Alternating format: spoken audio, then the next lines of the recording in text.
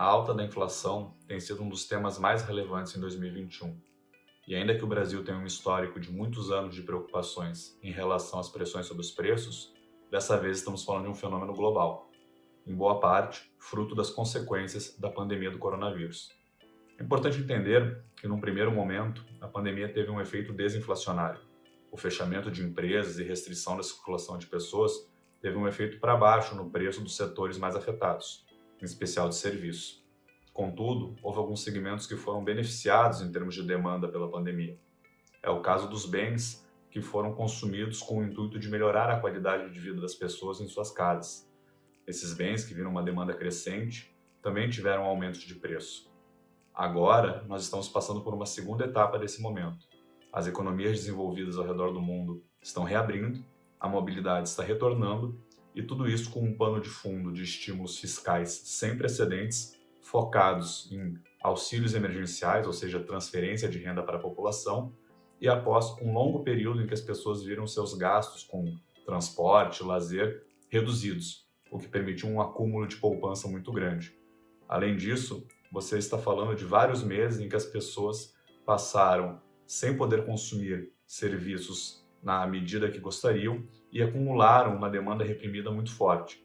Essa demanda reprimida está vindo à tona, junto com todo esse combustível dado pelos auxílios e pela poupança formada, e a oferta global está tendo dificuldade em atender esse processo. Esse descasamento entre oferta e demanda global, porque boa parte dos países produtores ainda estão sob efeito de restrições produtivas por conta da pandemia, está gerando elevações de preços substanciais ao redor do mundo. Um dos setores mais afetados por esse descasamento global entre oferta e demanda foi o de semicondutores, insumo fundamental para a produção de microchips, que por sua vez são usados na fabricação de veículos e eletroeletrônicos. Esses últimos, já no início da pandemia, observaram um aumento grande de demanda no contexto de melhora da qualidade de vida das pessoas dentro do home office. Isso já levou a um primeiro momento de elevação dos preços, mas agora em 2021 observamos uma nova onda de alta, dessa vez mais vinculada a essa reabertura que está ocorrendo nos países desenvolvidos. A demanda por veículos, por exemplo, teve um crescimento muito substancial e a oferta global está tendo dificuldade de atender justamente pela falta de semicondutores. Esse descasamento levou à diminuição na produção em várias regiões do mundo e a uma restrição na oferta de veículos novos, que já se traduz também num aumento muito substancial no preço dos veículos usados, que em várias regiões do mundo estão sendo consumidos num ritmo maior, dado o preço mais elevado dos veículos novos. Além desse processo de elevação nos preços de setores específicos, também temos uma elevação do custo global do frete marítimo, muito vinculado com esse aumento de demanda e que observa uma dificuldade das empresas transportadoras de atendimento. Além disso, os custos dessas empresas subiram muito, em parte relacionado com o aumento do custo do aço, que teve uma alta muito substancial e que é usado na produção de containers. Vale citar que o aço também entra num contexto de reflexo dessa demanda global mais alta. As commodities metálicas como um todo tiveram uma alta substancial e isso levou a um aumento desse componente chamado de Raw Industrials dentro do CRB, índice de referência do preço de commodities globais, a ter uma elevação muito rápida e muito abrupta, levando a um aumento dos custos de vários insumos ao redor do mundo e logo no preço dos bens. Essa alta generalizada das commodities industriais teve um efeito muito forte sobre o Brasil, pois ela foi amplificada pela desvalorização da nossa moeda, com o dólar mais alto encarecendo o preço das importações. Isso se traduziu num aumento do índice de preços ao produtor referente a bens industriais de mais de 40% nos últimos 12 meses, algo muito substancial e que desde a metade de 2020 já tem sido repassado para o preço dos bens ao consumidor. Além das commodities industriais, nós também passamos por um choque de preço sobre commodities agrícolas, isso mais relacionado a questões climáticas, por mais que também tenha uma contribuição da demanda mais alta. Tivemos problemas de chuva que prejudicaram as safras e as colheitas esse ano, levando a um aumento muito substancial no preço da soja e do milho, isso no âmbito internacional.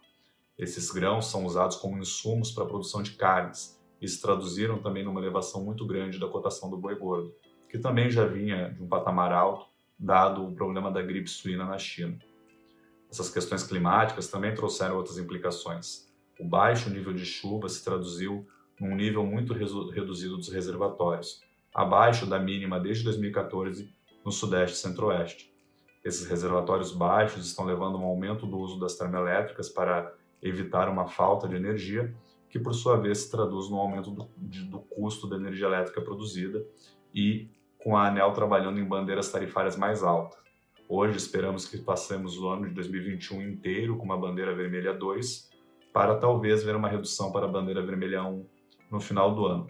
E isso também tem implicações sobre os reajustes tarifários que ficam pressionados e pode causar choques de preço adicionais em 2022, se não vermos uma recomposição das chuvas ao longo desse ano que permita iniciarmos o ano que vem com um nível de reservatórios mais alto. Esse problema das chuvas também se relaciona com alguns outros setores. A produção de cana, por exemplo, saiu muito prejudicada, diminuindo a oferta do produto e levando a um aumento de preço muito grande do etanol. Esse aumento de preço recentemente também afeta o preço da gasolina, que tem um percentual de etanol na sua composição e que também já vem de um patamar alto por conta da elevação do petróleo no mercado internacional. Vale frisar que o petróleo ainda tem espaço para subir mais, dado que estamos vendo um aumento muito grande da demanda conforme a circulação das pessoas se eleva. Esse aumento generalizado das commodities industriais e do custo de produtores, como energia elétrica e combustíveis, causou uma aceleração muito grande na inflação de bens esse ano.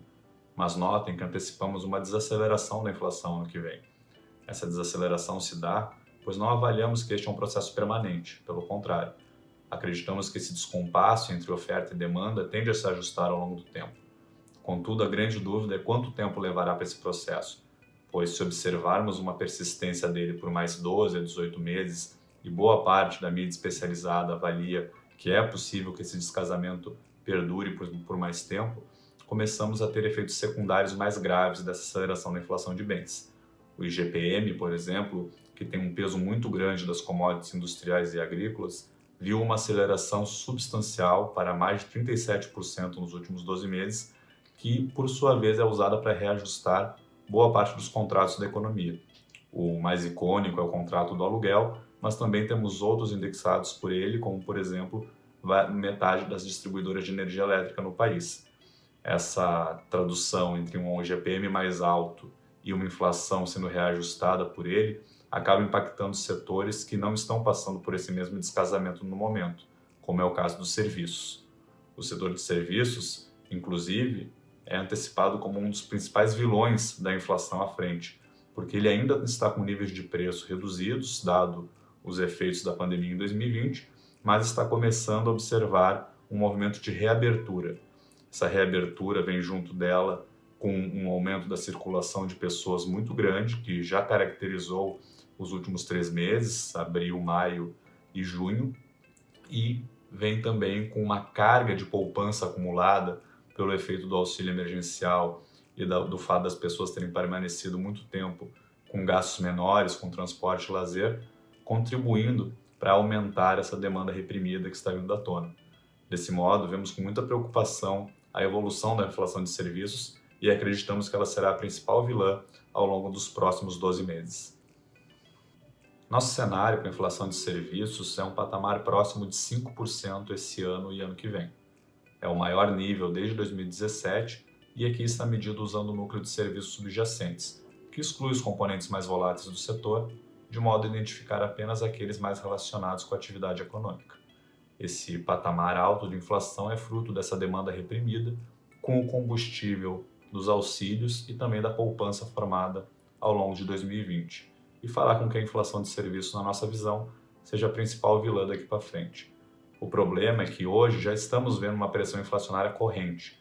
Essa inflação elevada de bens, combinada com um início de inflação dos serviços, está se traduzindo com núcleos de inflação muito elevados.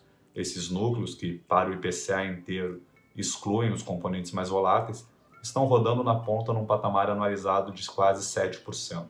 É o maior nível desde 2016 e mostra que a inflação já é um problema severo de agora, e não apenas se desenhando à frente. Nesse contexto, esperamos uma inflação alta esse ano e ano que vem. Para 2021, temos um cenário de inflação próxima de 6,4%. E para 2022, esperamos que o IPCA fique ao redor de 4%. Vale frisar que a meta de inflação do Banco Central para o ano que vem é 13,5%. Ou seja, estamos falando de um desvio significativo em relação ao seu mandato. Isso, na nossa visão, enseja uma postura mais reativa por parte da autoridade monetária. Até porque, se observarmos as expectativas de inflação do mercado, temos visto uma deterioração substancial ao longo dos últimos meses. A inflação implícita, que é negociada a mercado, está precificando que o IPCA de 2021 fique ao redor de 6,4%, enquanto para 2022 os negócios vêm ocorrendo ao redor de 5%, ou seja, um intervalo muito superior àquele que seria consistente com o cumprimento das metas de inflação. Por conta disso, antecipamos que o Banco Central leve a Selic para um patamar acima do neutro, um patamar contracionista que contribuirá para colocar a inflação em direção à trajetória das metas.